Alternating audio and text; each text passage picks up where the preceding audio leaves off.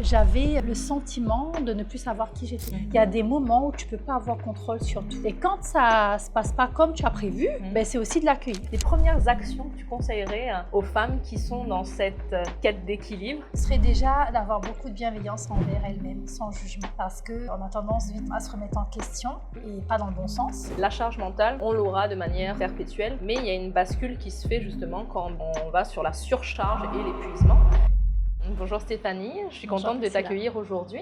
Et est-ce que tu pourrais commencer par te présenter pour les personnes qui nous regarderont et qui apprendront du coup déjà à te connaître dans ces premiers échanges? Alors, je suis Stéphanie Fontaine et merci de m'avoir proposé cette interview. Alors, je suis coach consultante. J'accompagne des femmes dans le domaine de l'épanouissement, dans le développement personnel. Je leur permets, en tout cas, de répondre à des besoins, à se questionner pour retrouver cette notion d'équilibre dans leur vie. Et du coup, qu'est-ce qui t'a amené à accompagner justement les femmes? Alors moi, j'ai eu un parcours où justement j'ai été confrontée à ce déséquilibre de vie, où je me suis totalement perdue. Et ça a été un peu un cadeau aussi parce que la richesse en fait de cette expérience, c'est que j'ai pu mettre des mots sur mes mots. Et ce que j'avais besoin concrètement pour pouvoir me sentir totalement sereine dans ma vie, dans mon quotidien de maman, mais aussi épanouie en tant que femme. Donc cette notion d'équilibre qui vient à la fois répondre à des besoins personnels, mais aussi me permettre d'être totalement efficace et disponible dans la sphère professionnelle et familiale. D'accord. Est-ce que tu serais OK de nous parler du coup de ton déséquilibre et comment ça s'est joué pour toi et justement tout ton cheminement? Oui, donc effectivement, j'ai cette notion de déséquilibre-là, elle est arrivée le jour où j'ai pris conscience que j'étais en train de m'éteindre. D'accord. Donc ça s'est manifesté par de l'insomnie, un manque d'envie de pouvoir rencontrer l'autre. Donc socialement, j'avais mis des limites aussi parce que j'avais quand même une semaine bien chargée professionnellement. Et étant donné que, comme beaucoup de mamans, donc je jonglais à la fois ma vie familiale, je devais être disponible pour les enfants sur des rendez-vous extrascolaires, sur des rendez-vous aussi avec l'orthophoniste parce que j'avais un enfant qui était suivi à ce moment-là. J'ai senti petit à petit l'énergie partir en fait. Donc voilà, ça s'est manifesté par un manque d'envie déjà de pouvoir aller vers l'autre, mais aussi l'insomnie qui arrive petit à petit et qui te fait poser la question, mais qu'est-ce qui se passe en fait? Pourquoi j'ai plus cette énergie que j'avais quand j'étais plus jeune? Donc bon, effectivement, il y a aussi le facteur temps qui peut jouer, mais ça ne me ressemblait pas. Et j'avais le sentiment de ne plus savoir qui j'étais. Profondément. Donc au-delà d'être la maman qui accompagne ses enfants, d'être la femme qui fait ce qu'il faut à la maison pour aussi faire bouger cette petite entreprise familiale qu'on a, parce que ça demande aussi une sacrée organisation. Professionnellement, j'étais reconnue, j'avais quand même une carrière qui était quand même stable, mais j'avais perdu le sens de ma vie, je ne savais plus ce qui m'animait profondément. Cet épuisement est venu, entre guillemets, révéler une perte de sens dans ta vie, c'est ça? C'est ça, exactement. Donc je me suis sentie limite inutile. J'avais le sentiment de ne plus savoir ce qui m'animait profondément et quelque part je me demandais, mais est-ce que tu es heureuse dans ta vie là? Malgré effectivement une bonne santé, même si elle était un petit peu déséquilibrée à ce moment-là, mais je n'avais pas de problème de santé en particulier. Voilà, comme beaucoup de mamans, mes enfants avaient une scolarité plutôt correcte. Et puis il y a un enfant, même malgré ses difficultés scolaires, qui s'accrochait, qui faisait tout pour pouvoir y arriver, mais je n'étais pas satisfaite de ce que j'avais. Et donc la grande question de tu es devenue qui durant toutes ces années, quand elle a commencé à émerger quelque part, cette petite lumière-là, ça a tout chamboulé dans mon parcours. Donc j'ai eu besoin d'aller vérifier qui j'étais, de faire un gros travail d'introspection déjà dans un premier temps, pour aller voir un petit peu de quoi j'avais besoin dans ma vie pour retrouver le sourire déjà, que j'avais perdu, parce que je le voyais, hein, c'était vraiment comme si que je pouvais m'observer de loin. Je me voyais plus sourire, je me voyais plus rire, je m'entendais plus rire, alors que je suis quelqu'un d'assez jovial en général.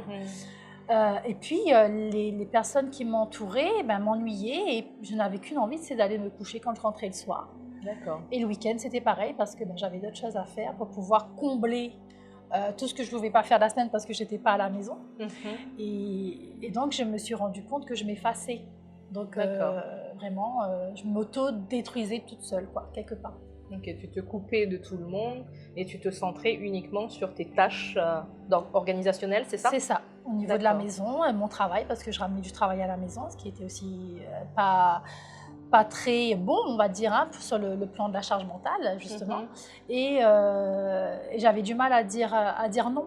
Je disais pas non, je disais toujours oui, parce que je voulais pas non plus, je voulais être professionnelle. J'ai toujours été quelqu'un de très droite et qui voulait être reconnue dans ce qu'elle faisait, assez perfectionniste aussi, donc ça me demandait du temps. Donc voilà, ça m'a quelque part créé des barrières avec ce qui pouvait me faire du bien, en fait. C'est cette énergie, cet équilibre de vie que j'avais besoin d'aller chercher en dehors de ma vie professionnelle pour revenir avec l'énergie nécessaire pour vivre mes journées, tout simplement. Tout à l'heure, justement, tu disais que lorsque tu t'es perdue, ce qui t'a aidé, c'est d'aller te reconnecter à tes besoins. Si tu partages, toi, ton expérience, par exemple, sans rentrer forcément dans les détails, quel type de besoin n'était pas nourri pour t'avoir entraîné justement dans ce cercle vicieux?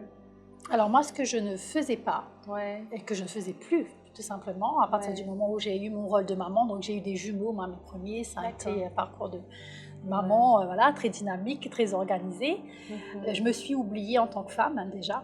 Donc j'ai beaucoup donné aussi, on va dire, pour le bien-être de mes enfants.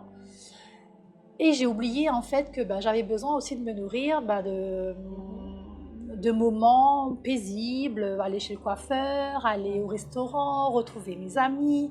Donc des petites pauses nécessaires pour reprendre l'énergie justement dont j'avais besoin pour continuer à vivre mon quotidien de maman.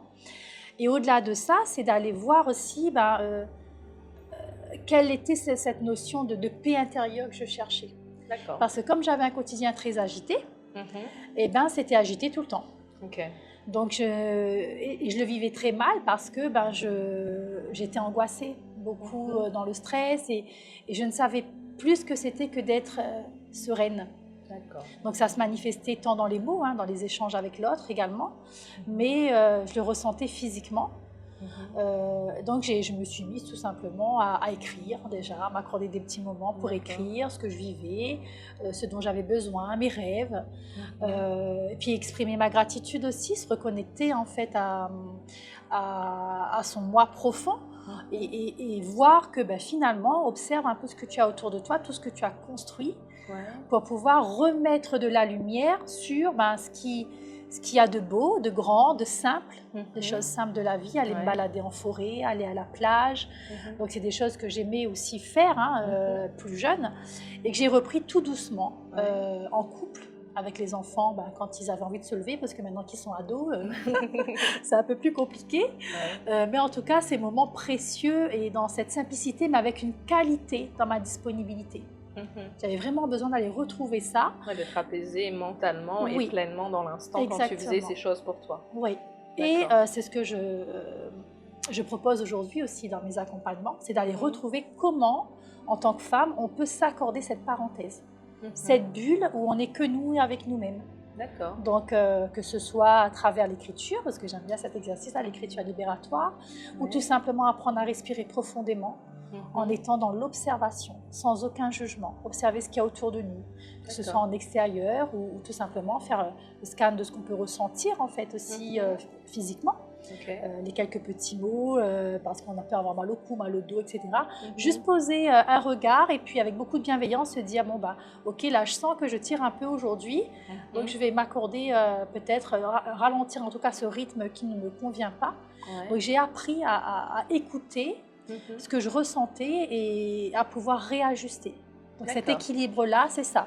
Alors je ne dis pas que je suis plus dans ce flou, cette énergie du moins qui m'amène justement à être parfois en déséquilibre. Sauf qu'aujourd'hui, j'arrive à identifier les signes parce que j'ai appris à m'écouter. D'accord. Et qu'est-ce qui fait que les femmes aujourd'hui se perdent et s'enfoncent, je dirais, dans ce déséquilibre? Alors, je pense qu'il y a plein de choses, il y a plein de paramètres qui peuvent entrer en jeu là-dessus. Il y a la question de l'éducation déjà. Quand on regarde sur du moins chez nous, hein, je parle des Réunionnaises, je pense que c'est un peu partout ailleurs. C'est-à-dire, la femme, elle doit s'occuper des enfants, elle doit avoir le rôle aussi de gérer la maison, elle doit avoir, de plus en plus aujourd'hui, on veut être indépendant, donc on travaille, on a aussi des ambitions professionnelles, on veut aussi montrer de quoi on est capable. Et quelque part, ça vient nourrir peut-être un besoin d'épanouissement ou en tout cas de perfectionnement pour certaines, mais ça amène aussi à cette notion de déséquilibre. Et ce qu'il faut faire, c'est justement de pouvoir, à mon sens, être à l'écoute réellement de nos capacités et de ce dont on a besoin, qui viennent nous nourrir finalement, pour être bien dans notre vie au quotidien. Donc c'est tout simplement, est-ce que aujourd'hui j'ai encore besoin, moi c'est aussi cette question que je me suis posée quand je suis allée sur ce cheminement-là de la reconversion professionnelle, est-ce qu'aujourd'hui j'ai encore besoin de prouver quoi que ce soit?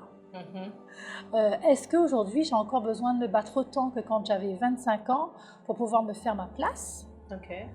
Est-ce que j'ai besoin sur le plan matériel de faire du shopping tous les week-ends par exemple, parce que ça fait du bien, mais quelque part en faisant ce travail d'introspection et en allant chercher réellement ce qui était important pour moi dans mon équilibre, je me suis rendu compte qu'il y avait plein de choses qui étaient superficielles et j'en avais pas besoin. Et des fois, c'est de la compulsion. Je partage, de mon point de vue, que le shopping, moi, c'est de la compulsion. Je sais que j'en ai pas besoin, mais des fois, moralement, je sais quand c'est... je vais m'engouffrer là-dedans. C'est notre petit moment de déconnexion, et puis on n'est pas à la maison, on sort, et puis pour rencontrer du monde. Donc c'est aussi toute une autre énergie. Mais c'est pas ça à long terme. C'est pas ce dont on a besoin profondément. Exactement. Ce n'est qu'un petit pansement qu'on viendra mettre sur l'instant, et ça ne viendra pas finalement aller... on va mettre de la lumière sur ce que vous avez besoin, parce qu'on a besoin concrètement pour aller bien au quotidien. C'est sûr. Mais du coup, tout à l'heure, tu parlais d'être à l'écoute de ses capacités. Qu'est-ce que toi, tu mets clairement derrière capacité? En fait, je mets, quand je dis être à l'écoute, on dit être à l'écoute de soi. C'est-à-dire, si je sais, alors je prends mon cas personnellement, que si je vais travailler sur plusieurs projets en même temps, ma charge mentale, elle va être en surchauffe parce que je ne suis pas capable, en fait, à travers mon besoin de concentration, mon besoin de travailler dans le calme, cette agitation qui me fait du mal finalement. Même si j'ai envie, parce que parfois on est porté par cette impulsion, en fait, on a envie de faire plein de choses à la fois. Mon hypersensibilité fait aussi que dans ma tête, il y a plein de choses qui se passent, donc j'ai envie de créer plein de choses en même temps. Mais ça me fait aussi l'effet inverse, c'est-à-dire oui, c'est chouette de créer, c'est chouette de vouloir créer des projets, d'aller voir du monde, créer des liens, mais ça me demande beaucoup d'énergie. Et donc je ne suis pas capable de répondre à toutes ces besoins-là, en fait, cette envie de créer, autant qu'elles peuvent venir dans mon esprit, physiquement, c'est pas possible. Donc j'ai appris aussi à me dire, attention Stéphanie, ça s'est produit encore ce matin, donc je l'ai vécu encore ce matin, attention, concentre-toi sur ce qui est prévu ce matin. D'accord. Tu veux dire, c'est être plus réaliste par rapport à ses ambitions et se fixer des limites, que ce soit dans des identités professionnelles, là par rapport à ce que tu évoquais, mais également dans ses autres identités? Oui, c'est aussi de pouvoir se dire, tout simplement, pour répondre à un besoin de l'enfant, moi je le vis au quotidien avec mes ados, maman, est-ce que je peux aller chez ma copine ce soir, maman? Et j'en ai l'autre qui va me dire, maman, j'ai un match de l'autre côté de la ville aujourd'hui, comment en tant que maman, je peux dire non à un moment donné, parce que ce n'est pas possible pour moi. Par contre, tu peux aller voir comment on peut trouver une solution. Donc moi, j'ai aussi cette facilité aujourd'hui de dire à mes enfants, moi, je veux bien que tu t'achètes le iPhone parce que tu trouves que c'est mieux, il y a une meilleure qualité et tout. Mais moi, j'ai un budget de, voilà mon budget. Qu'est-ce que tu proposes, toi, pour que tu puisses réaliser ton projet finalement? Et les choses se mettent en place. Ah, génial. Donc là, je vois que ma fille ce matin, elle est partie travailler avec papy parce que elle sait que papy va récompenser comme il faut l'effort qu'elle fournit. Et je lui dis, c'est OK. Si tu as envie d'aider papy, que en plus tu peux compléter pour arriver à tes fins, finalement, répondre à ton besoin, qui n'est pas pour moi vital. Ouais. Mais voilà, c'est aussi de mettre des limites dans ce qu'on peut donner à nos enfants. Et c'est pareil dans le réseau familial, c'est pareil avec le conjoint ou voilà, et professionnellement. Donc c'est de se mettre des limites parce que je sais que si je vais au-delà de ces capacités-là, de mes limites, je vais me faire du mal en fait. Et c'est pas ce que je souhaite parce que déjà ça fait tout l'inverse de ce que je cherche finalement. Et si je respecte ce cadre-là, je suis totalement en accord avec mes valeurs. Déjà, je me respecte moi et c'est ce cheminement-là que j'ai mis en place pendant des mois et des mois pour pouvoir y arriver.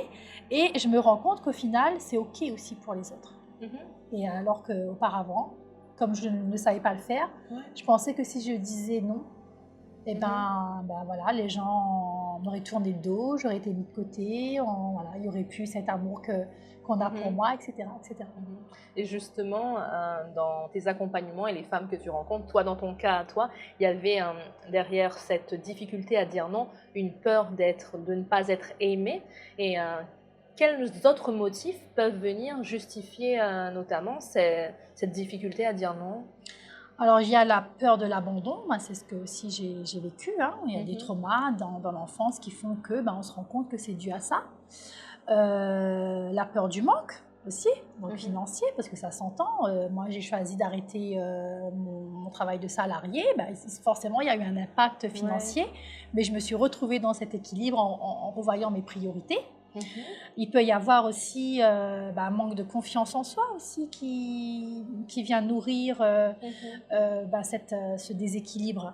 Parce que forcément, quand on sait où on veut aller et quand on veut s'y tenir, on rayonne différemment.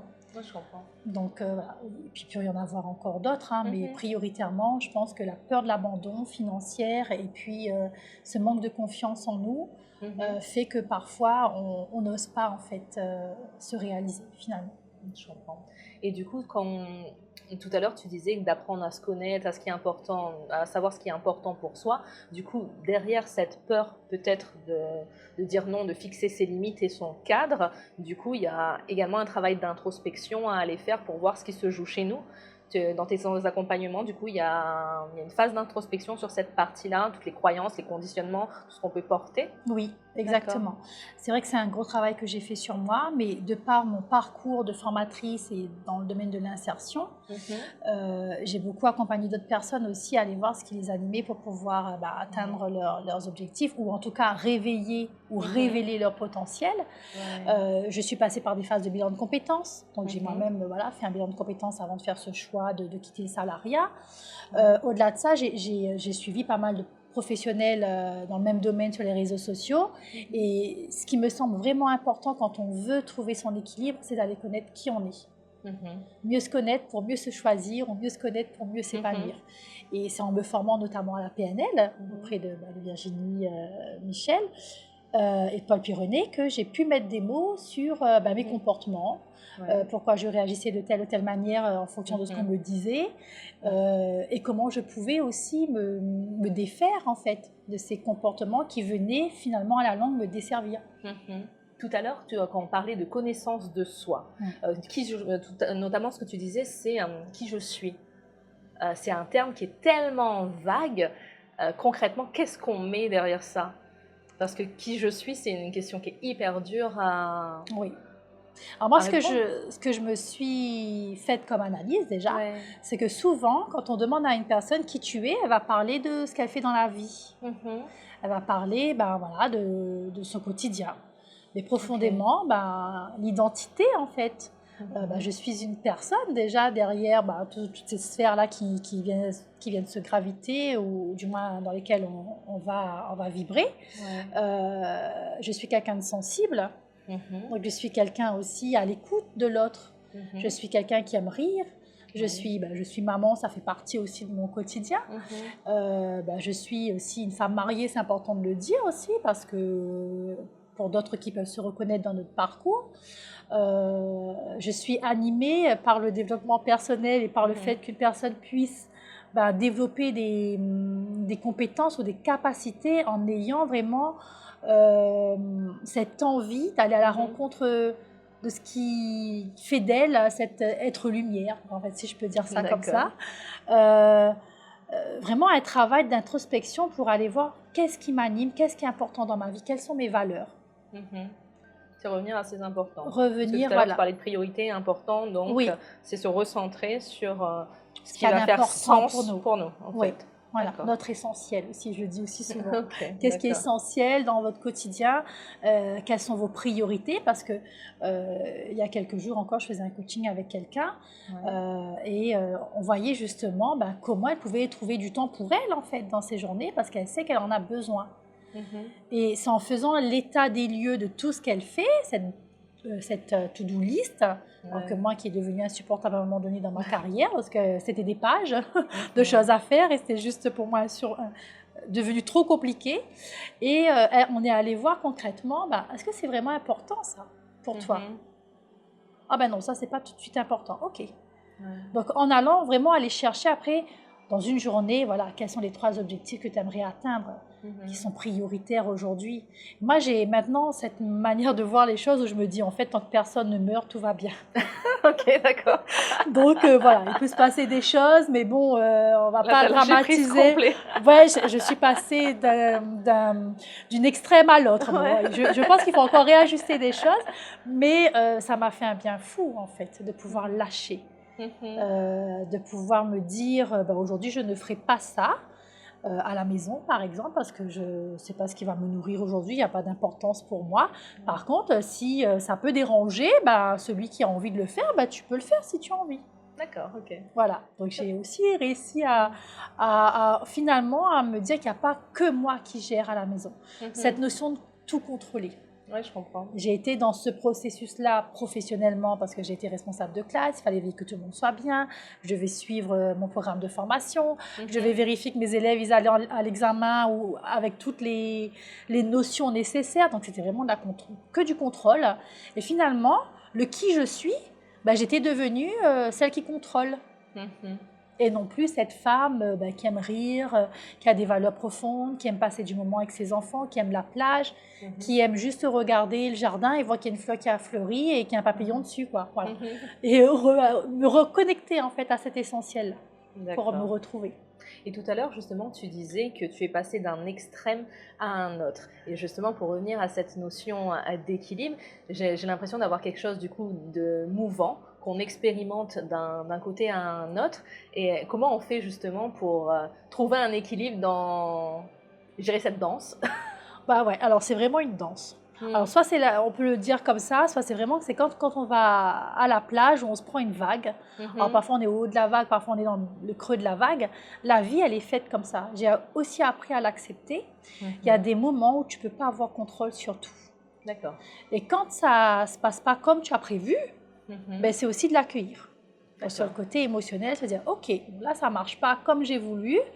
Mais il y aura peut-être, il y a des messages derrière tout ça. Donc, qu'est-ce que je peux voir qui fait que ça va me faire grandir et continuer quand même à avancer. Et ça, c'est des choses aussi que j'ai appris en fait à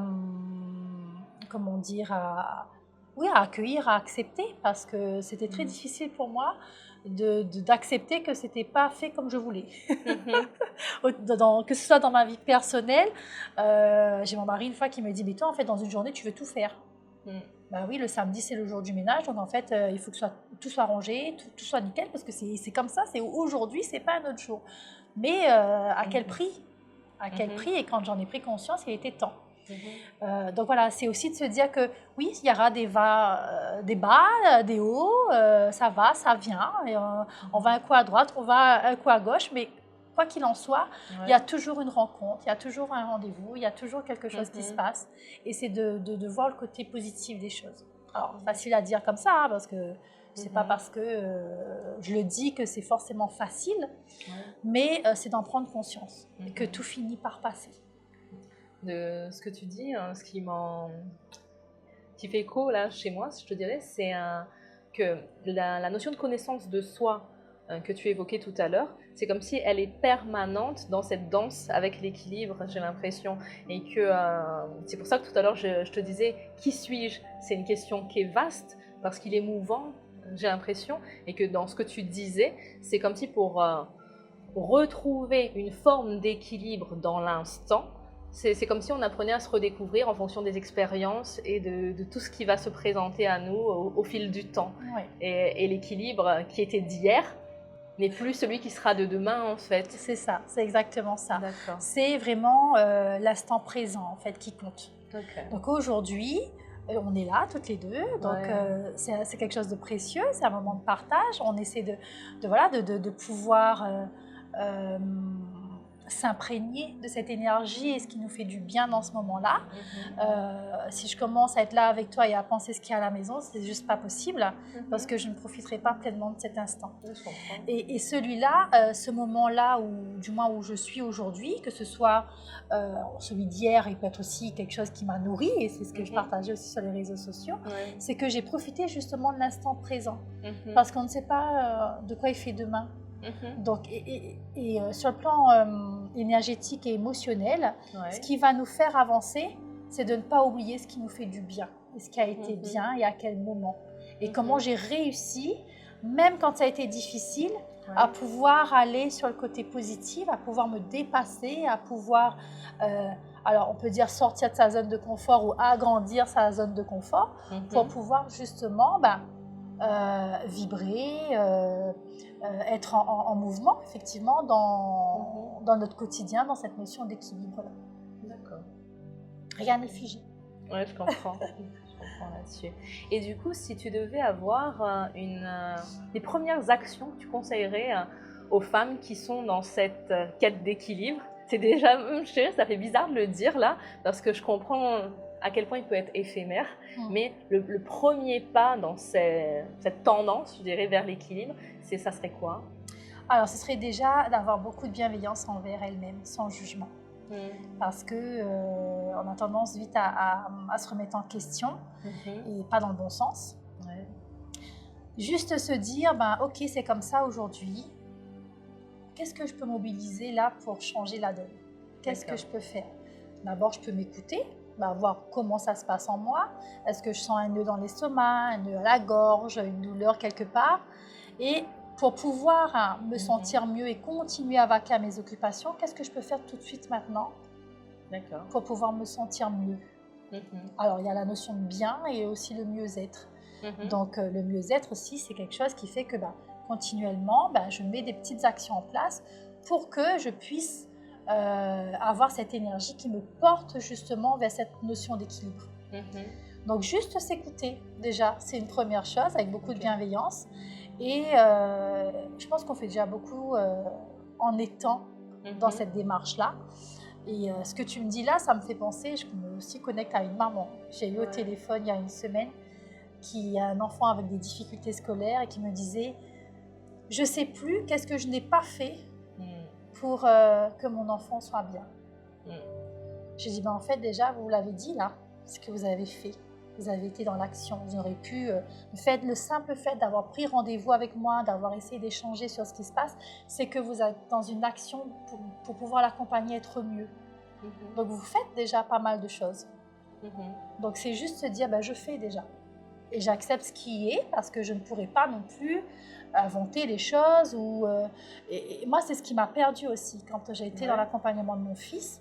C'était d'accompagner mes élèves qui étaient en difficulté scolaire, et quelque part, je sentais que je laissais mon fils, moi, à la maison. Il était scolarisé, mais vraiment cette notion de ne pas être présente pour lui, alors que je faisais beaucoup pour ceux des autres. Tu culpabilisais. Je culpabilisais. Mais finalement, quand je regarde, je dis, mais si, tu as fait beaucoup de choses en fait. Tu as fait énormément de choses. Et aujourd'hui, il est ce qu'il est parce que tu as été là aussi dans l'écoute, dans l'accompagnement à ce qu'ils puissent aussi persévérer, à ne pas lâcher, à se faire confiance. Et ça, c'est l'essentiel pour moi. Donc d'être bienveillant avec soi Ouais. et également aller reconnaître du coup tout ce qu'on peut faire de bon Ouais. et de bien, je dirais. Oui, de tout ce qu'on est capable de faire de bien dans notre quotidien, mais ça peut être rien. Hein. J'ai changé ma plomberie, par exemple, parce que c'est des choses que j'ai appris à faire moi aussi à la maison. Voilà, on apprend des choses quand on travaille plus pour un patron. Hein. On peut aussi s'occuper de pas mal de petites choses. Il n'y a pas que l'homme finalement qui est capable de le faire. C'est ça qui me fait sourire justement, de Ouais. se dire ah bah t'as basculé sur une activité qui pourrait être genrée et Ben intéressant. Oui. Oui, et du coup je me suis dit ben waouh, c'est trop bien, j'ai réussi à faire ça. Donc je suis satisfaite parce que j'ai été autonome et j'ai réussi à le faire. Et donc c'est tout petit, plein de petits gestes comme ça qui font que on va être fiers de nous et ça va nous amener justement à vouloir, on va dire, continuer à être dans cette danse-là de l'équilibre. Mais le cerveau a naturellement un biais justement où il va regarder tout ce qui n'est pas bien fait. Comment on fait pour dépasser ça, ce biais de négativité? C'est ce travail justement de reconnexion à soi. Et le développement personnel, moi, à travers des formations, hein, c'est vrai que je me suis formée pour en arriver là aujourd'hui. Alors, je me suis formée dans un premier temps pour pouvoir accompagner l'autre, mais au-delà de ça, ça a répondu à un besoin interne. C'est venu nourrir quelque chose de profond en moi qui me manquait. Et c'est ce travail de cheminement-là, à travers cette transformation, qui a fait que j'ai pu mettre des mots en fait sur ce que j'avais besoin.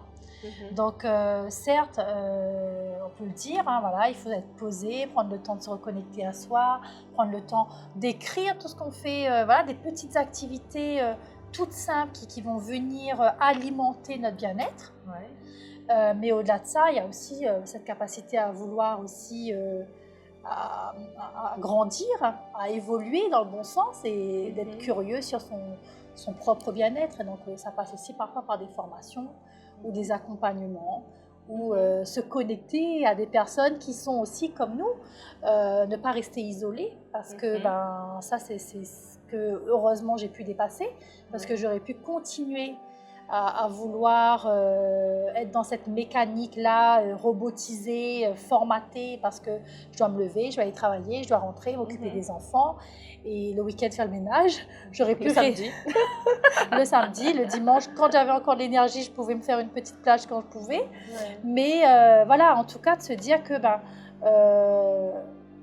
il faut pouvoir aussi aller s'alimenter de bonnes choses et quelque part aussi s'éloigner de ce qui nous fait du mal. Parce que se protéger aussi de ce que l'autre peut dire et qui nous affecte, et aussi trouver les mots pour pouvoir l'exprimer. Parce que ce nœud à la gorge, souvent, il est là parce qu'on n'a pas su le dire. Je comprends.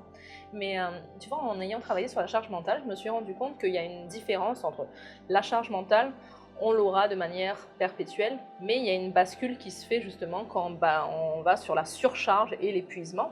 Et tout à l'heure, tu parlais justement de ne pas rester isolé, mais c'est un signe justement de la surcharge mentale, de s'isoler, de s'enfermer avec tous les maux physiques et émotionnels qu'on peut avoir. Du coup, quand tu as déjà basculé dans cet état justement d'épuisement et de surcharge, comment tu fais pour avoir suffisamment de lucidité pour justement faire un pas de côté, se dire ah là il faut que je fasse quelque chose, je fasse différemment, ou comment on fait pour sortir de ça du coup? Alors moi, ça a été mon grand pourquoi.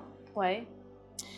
Pourquoi, du moins, qu'est-ce que je dois mettre en place pour sortir de ce rythme-là? Et ça a été à travers ce que me disaient mes enfants. Ouais. L'image que je laissais quand ils me voyaient et ce qu'ils ont pu exprimer en me voyant dans un état, j'ai frôlé la dépression, il faut le dire, c'était vraiment cette limite-là. Maman, on dirait que tu es perdue, on dirait que tu es paumée, ton regard il est dans le vide. Et donc c'est venu à un moment donné m'impacter, ces mots-là. Mais je pense que chacun d'entre nous, parce qu'on peut le dire, tu devrais aller dans un cercle de parole, tu devrais consulter quelqu'un, tu devrais. Mais ces conseils-là, toi qui n'ont pas d'impact profond chez la personne ne pourra pas se mettre en mouvement.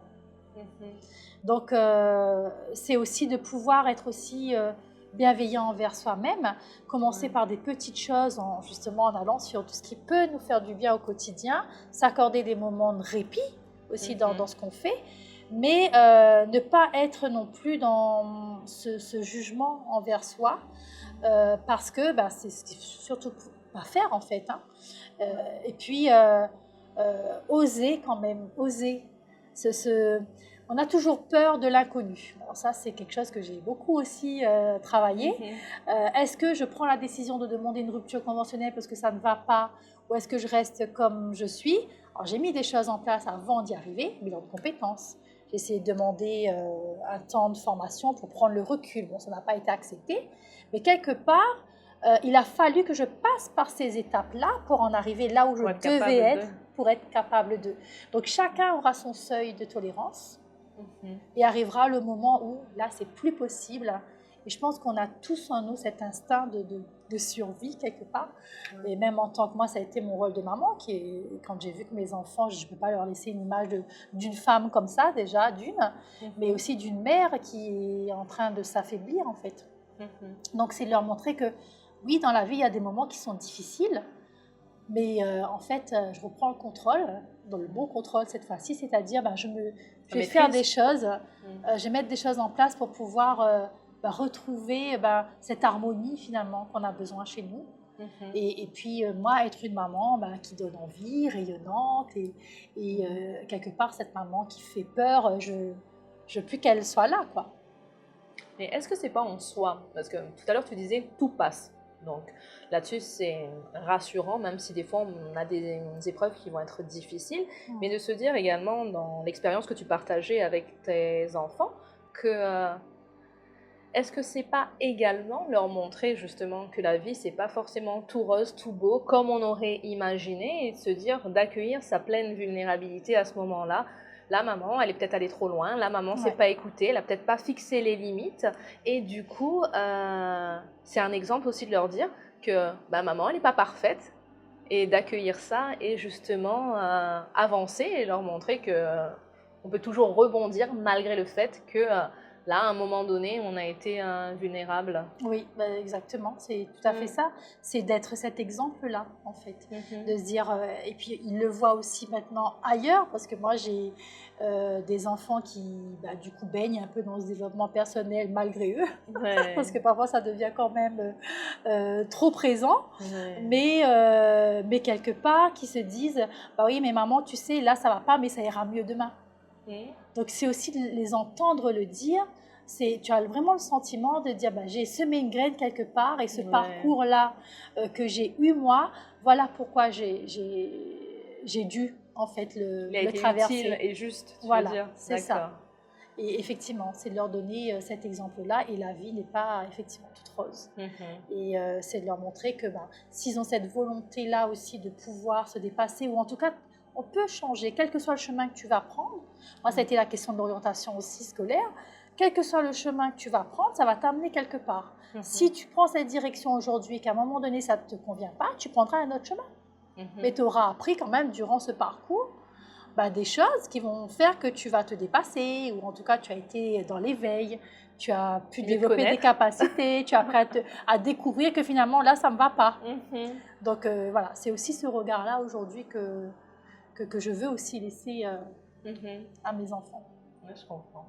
Et tu dépeins justement un rôle de maman qui est intéressant, et que des fois on peut perdre, je dirais, dans les tâches ménagères domestiques, les rendez-vous, toute cette charge mentale pesante peut nous faire perdre le sens, j'ai l'impression peut-être, de ce pourquoi on a voulu être maman. Ce rôle de maman, et justement ce à quoi tu peux contribuer pour faire grandir et évoluer sereinement tes enfants. Oui, c'est ça.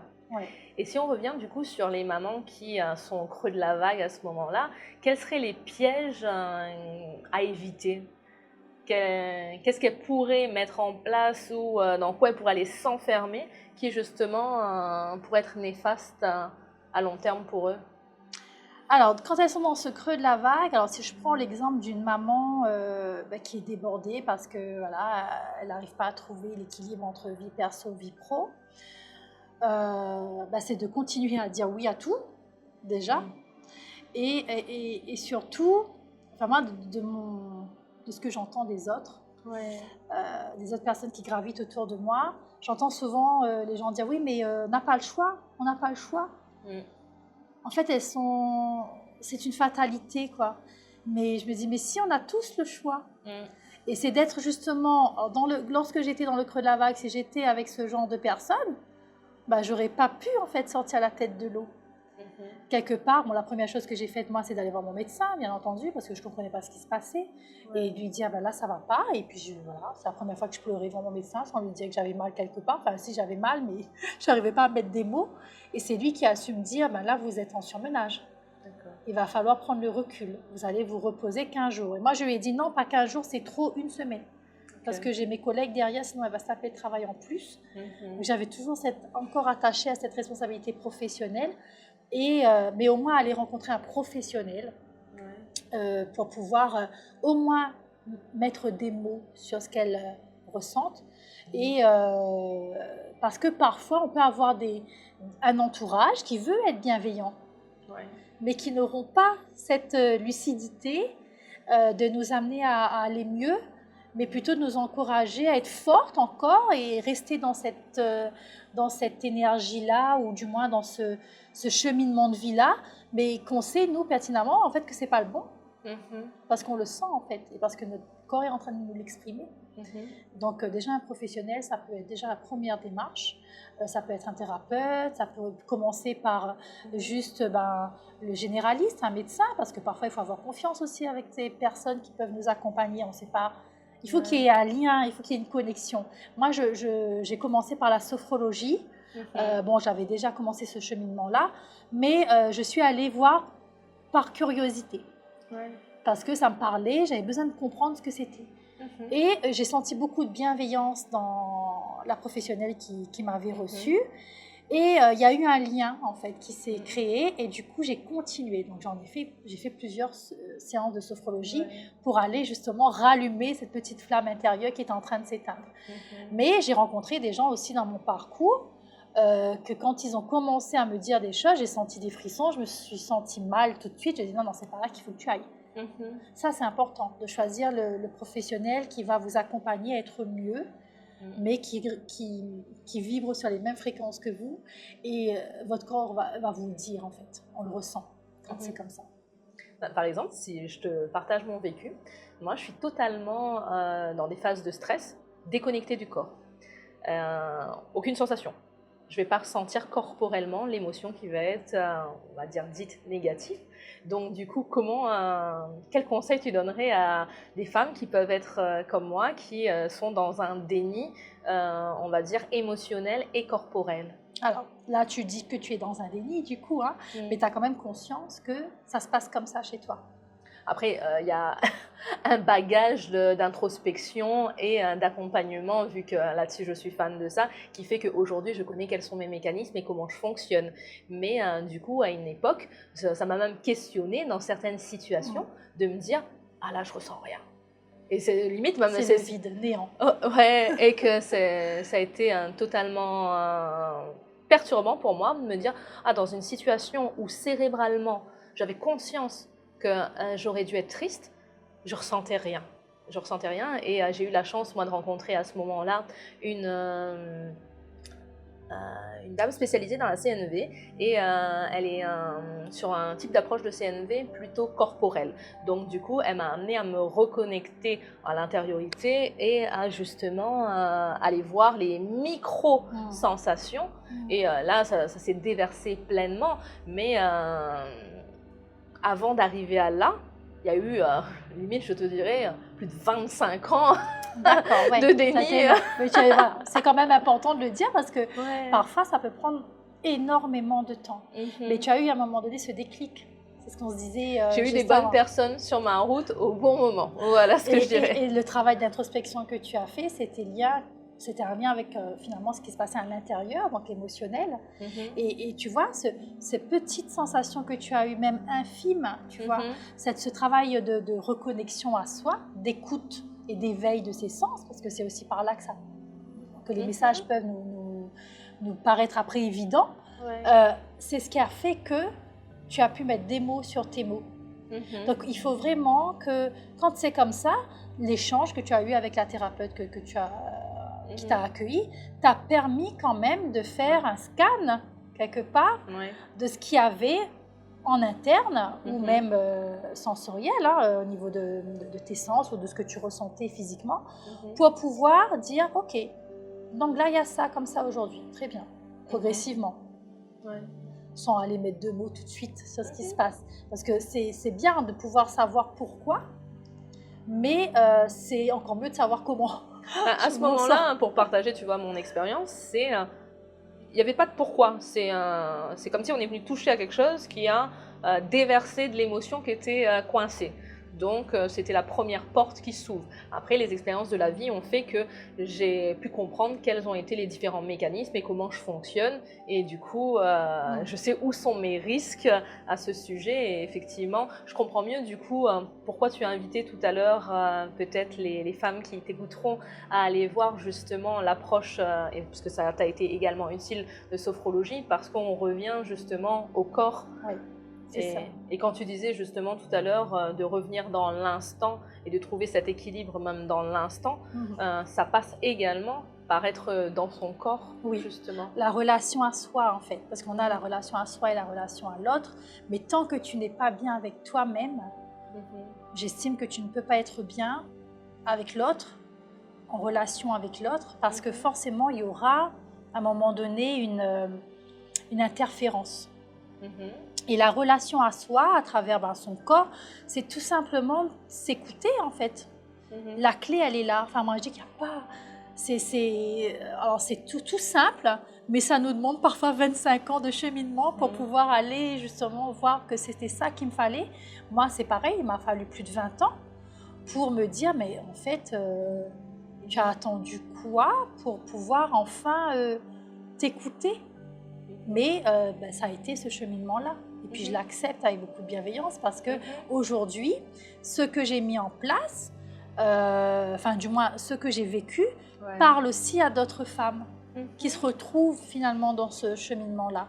Et l'essentiel, c'est vraiment d'aller s'écouter. Juste s'écouter, c'est la première clé, en fait, je dirais, pour pouvoir aller sur cette notion d'équilibre de vie, sur ce bien-être qu'on cherche, pour pouvoir, je reprends les mots, revivre en harmonie avec ce qu'on a et être totalement présente. Alors, je ne sais pas, quand tu disais que toi, tu avais le sentiment d'être déconnectée, moi, ça m'arrive encore aujourd'hui quand je sens que je ne suis pas au bon endroit, que mon corps est capable d'être là, mais que ça y est, je ne suis plus là. J'ai qu'une envie, moi, c'est je suis déjà en train de me projeter, comment je fais pour sortir de là. Et tu as basculé dans ta tête. Voilà, et je ne suis plus présente. Et ça, c'est... Et je sais pourquoi. Ben parce que je sens tout simplement que là où je suis, c'est pas aligné, en fait. Et que les personnes qui sont autour de moi, elles n'ont pas, du moins, elles ne partagent pas, en fait, mes valeurs, déjà d'une. Et là où elles vont, moi, je ne peux pas y aller. Dans l'échange, dans l'interaction, dans la manière de fonctionner. Et aujourd'hui, c'est OK. Donc, tu considères que toi, quand tu bascules dans ton mental, quand tu es en présence avec d'autres personnes, c'est que ça vient te rappeler comme signal que là, les valeurs ne sont pas partagées. C'est comme ça que tu vois les choses. Oui, les valeurs ne sont pas partagées, mais ça n'empêche que je peux quand même être très agréable. Mais je sais qu'auparavant, quand je n'avais pas encore fait ce travail sur moi, j'aurais pu mal prendre un mot, me positionner plus dans ce positionnement de force face à l'autre, au lieu d'être dans l'échange, une communication non violente, et ouvrir aussi à ce que l'autre puisse peut-être mieux me comprendre. D'accord. Avec beaucoup de bienveillance, mais en osant l'exprimer. Avant, je ne le faisais pas et ça se manifestait par de l'angoisse, du stress. Je me sentais pas bien. Je rentrais à la maison, je cogitais sans cesse tout ce qui se disait dans la journée et pourquoi ça a été dit comme ça et est-ce que les gens en fait ils m'en veulent ou qu'est-ce que j'ai fait. J'étais sans cesse en train de penser comme ça. Donc c'était aussi très épuisant. Et à partir du moment que j'ai compris pourquoi et comment je fonctionnais, ben, les choses se sont beaucoup plus fluides et légers. Et puis j'arrive aussi à dire, ben, moi je ne vois pas les choses comme ça, mais c'est ok hein, que tu puisses toi le voir de cette manière. Oh, j'ai bien compris, tu te barrais juste dans ta tête. Voilà, je rigole. Physiquement, j'étais encore là. Sauf que je faisais un petit coup à mon mari, je dis, bah, écoute, on va y aller. Fais attention parce que les gens qui te regardent, quand ils vont te voir faire ça. C'est ça, ils vont dire, attends, je plaisante. Et du coup, tu exprimais tout à l'heure que dans ton cadre professionnel, justement, des fois, tu n'avais pas su fixer tes limites. Aujourd'hui, qu'est-ce que tu conseillerais? Parce qu'on a beaucoup évoqué la partie de la femme sur sa vie de mère, mais la maman qui est également professionnelle. Comment elle fait pour trouver un juste équilibre, façon de parler, dans sa vie professionnelle, pour que ça ne soit pas au détriment d'elle-même? Alors, ça, c'est un grand sujet qui pourrait encore partir sur des heures et des heures. Déjà, de pouvoir aussi se limiter, c'est-à-dire que la vie professionnelle, ce n'est pas notre vie, c'est un domaine qui vient justement nourrir, on va dire, tout un environnement, un écosystème. Ouais. Il n'y a pas que ça, en fait, dans la vie, il n'y a pas que le côté professionnel. Donc oui, on va travailler, ça nous permet d'avoir un salaire pour pouvoir faire vivre sa famille, mais au-delà de ça, il y a plein d'autres choses autour qui fait que ça va vous remplir en fait de joie, de bonheur, de moments agréables. Donc ne pas rester focalisé sur que le côté professionnel. Le travail qu'on ramène à la maison, ça c'est fini. Enfin, moi, maintenant que je bosse pour moi, forcément, je travaille à la maison, mais j'ai un espace pour le faire et je me mets aussi un cadre. Mais le cadre, je le mets selon mes envies, mes besoins et ma capacité aussi du jour. Ouais, je peux avoir aussi du travail de 20h à 22h, mais ça, c'est parce que je l'ai décidé. C'est des choix conscients. Voilà, c'est des choix conscients et c'est aussi le kiff parce que je prends plaisir avec ce que je fais aujourd'hui. Mais au-delà de ça, j'irais plutôt parler aux managers aussi, de faire en sorte que... Je sais que ça commence à bouger au niveau de ce côté-là, des ressources humaines, mais c'est aussi de ne pas oublier que les personnes qui viennent travailler pour vous, elles sont comme vous, humaines. Alors, si je parle des managers masculins, c'est que comme vous, comme votre femme ou comme votre mère, elles ont aussi eu ce rôle, un autre rôle qui vient, on va dire, alimenter ces journées. Et donc, c'est aussi d'être un peu plus bienveillant, je dirais, dans l'échange, dans l'écoute. Je pense aux jeunes mamans qui viennent d'avoir un bébé, qui doivent reprendre une activité professionnelle, qui ne dorment pas parfois les nuits complètes, et parfois des mois et parfois même des années. Voilà, qui se lèvent le matin malgré tout, et qui viennent travailler. Donc cette volonté de vouloir quand même être là, être productif, elle est là. Donc c'est aussi d'avoir ce regard bienveillant et se dire ok, aujourd'hui elle est un peu à l'ouest, si je peux dire ça comme ça, mais ça se comprend en fait. C'est parce que voilà, des changements dans sa vie, donc il faut lui laisser aussi le temps. Il ne faut pas abuser non plus, mais encore une fois, c'est une question d'équilibre. Et de pouvoir aussi, tout simplement se dire, ok, j'ai fini ma journée, je rentre. Chose que je ne faisais pas. Moi, j'avais fini ma journée. Je restais encore un petit peu parce que j'étais fatiguée. Il fallait reprendre la voiture pour faire 1 heure. J'avais 1 heure pour rentrer, 1 heure pour... le matin, 1 heure le soir. Et donc, l'énergie, elle n'était plus trop au rendez-vous quand il fallait rentrer. Donc aussi de se dire, quand c'est le moment d'y aller, il faut y aller. Parce que la vie, elle n'est pas que dans le bureau. Elle est ailleurs. Et on va se nourrir de ce qu'il y a positif autour de nous pour revenir booster, pour pouvoir être dans l'énergie, la créativité, parce que moi, c'est comme ça que je fonctionne aussi beaucoup. Si je ne suis pas dans la bonne énergie, au niveau créativité, c'est un peu, c'est mort en fait. Mais si j'ai passé un bon moment, j'ai rencontré de belles personnes, j'écoute une belle musique le matin quand je vais travailler ou un podcast, parce que du coup, c'est aussi comme ça que j'ai appris à mieux me connaître. Et j'arrive avec plein d'idées et j'ai envie de les partager. Je suis dans une nouvelle dynamique et Et ça vient en fait concrètement répondre à mon équilibre. Tu es disponible. Et je suis disponible. Donc faire attention, voilà, les mamans qui veulent effectivement aller sur cette progression professionnelle de pouvoir gravir les échelons, de pouvoir aller dans le monter en compétences, etc. Mais attention aussi à cette charge mentale. Je dirais qu'il y a un temps pour tout. Un temps pour tout. Quand on décide d'être maman, il faut qu'on soit aussi pleinement dans son rôle de maman et disponible à l'être. Donc de pouvoir aussi... Après, tout dépend comment l'équilibre de la personne se constitue. Oui, voilà. Mais elle saura le ressentir quand le moment sera aussi de se dire je lève le pied, ou là c'est bon, je suis en forme, j'ai bien dormi, donc j'y vais. C'est aussi ça, l'écoute de soi. Et mettre l'énergie là où il faut. C'est marrant quand tu parles d'énergie. Moi, je voudrais te partager que, par exemple, tu vois, des fois, j'étais trop plein d'énergie. Et tu vois, dans cette déconnexion tout à l'heure que je te parlais, que limite, quand quelque chose va me passionner, moi, je peux y rester 24 heures non-stop connectée. Et du coup, tu vois, vu que je ne vais pas être à l'écoute des ressentis, du coup, je vais m'épuiser alors que l'envie est là. Donc, du coup, tu vois, selon les modes de fonctionnement qu'il peut y avoir, ça peut être ambivalent d'une personne à l'autre. Et effectivement, par contre, revenir à ce que tu disais, au corps, et réellement être à l'écoute de soi et se fixer du coup les limites. Oui, ça c'est important. Et je pense que toutes les deux, on est un peu similaires là-dessus, parce que c'est vrai que quand je suis pleine d'énergie, j'ai envie de tout faire en fait. Et limite, c'est tout de suite. Je pense même pas que c'est... Non, tu avais prévu autre chose là en fait. Il faut que tu restes focus sur ce que tu avais prévu dans ton organisation, parce que c'est ce qui me permet aussi d'être équilibrée. Et ben non, ça va partir dans tous les sens. Et au final, au bout de 15 jours, je vais être à sèche. Mais je sais maintenant pourquoi je fonctionne comme ça. Et je fais attention. Donc, c'est pas tout simple. Non, c'est pas simple, mais une fois, 2 fois, 3 fois, à un moment donné, tu apprends la leçon, quoi. Je veux dire, c'est sûr. Être à l'écoute vraiment de ce que tu es capable. C'est ce que je disais tout à l'heure en commençant. Et faire attention de ne pas retourner dans ces travers et ces mauvais comportements, finalement.